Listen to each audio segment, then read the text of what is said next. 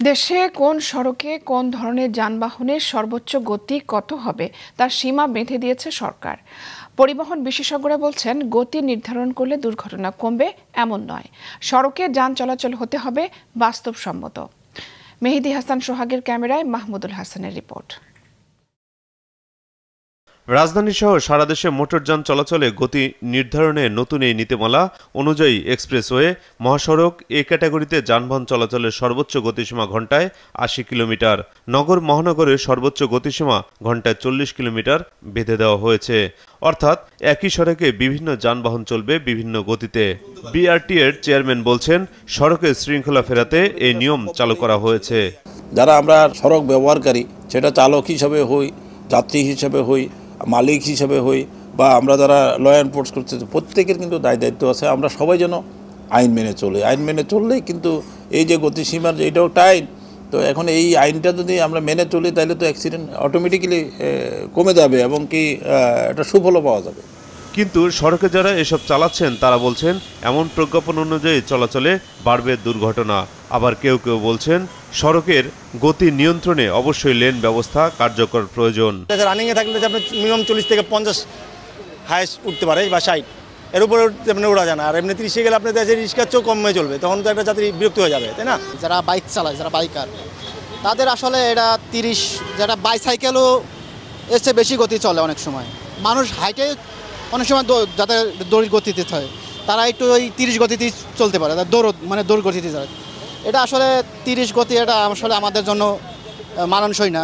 প্রাইভেটে, বাসে, কারণ এগুলো রাস্তাতে তো আপনার নিম্ন 40-50 গাড়ি, ওর গাড়ি তো 60-70 চলে।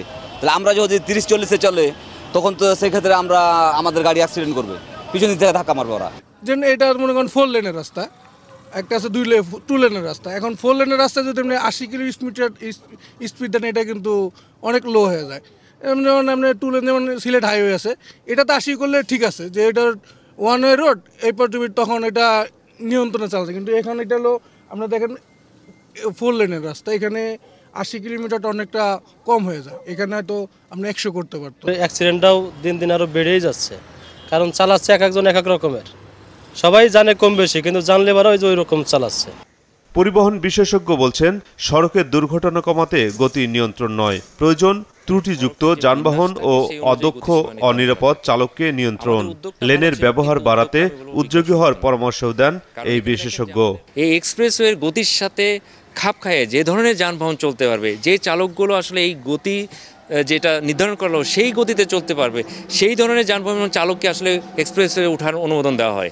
তার মানে এখানে এনফোর্স করতে হবে। আমি এনফোর্স করব না, আমি আনফিট গাড়ি নিয়ন্ত্রণ করব না, চালককে প্রশিক্ষণ দেব না, দ্রুতগতি চালানোর যে প্রশিক্ষণের দরকার বা প্রপার যে উপযোগী ড্রাইভিং লাইসেন্সের দরকার সেটা থাকবে না। সেই জায়গায় নিয়ন্ত্রণ না করে আমি গতিকে কমিয়ে ফেলছি। এই যে আলাদা আলাদা যানবাহন, অর্থাৎ মোটরসাইকেলের জন্য আলাদা গতির কথা বলা হচ্ছে, এটা বাস্তবায়ন করতে গেলে আমার আসলে আলাদা লেন লাগবে। তো আমি যেভাবে দেখছি, আসলে আমাদের পলিসি এবং পরিকল্পনার মধ্যে সাংঘর্ষিক হচ্ছে। আমরা পলিসি তৈরি করছি মোটরসাইকেল বান্ধব, কিন্তু আবার অবকাঠামো তৈরি করছি অনেকটা মোটরসাইকেল নির্বান্ধব। এসব নির্দেশনায় সড়কের দুর্ঘটনা আরও বাড়বে, আর দুর্ঘটনামুখী নির্দেশনা দিয়ে জনগণের উপর দায় চাপানোর চেষ্টাকে প্রতিষ্ঠা করছে সরকার বলেও মন্তব্য করছেন বিশেষজ্ঞরা। মাহমুদুল হাসান, মাছরাঙা সংবাদ, ঢাকা।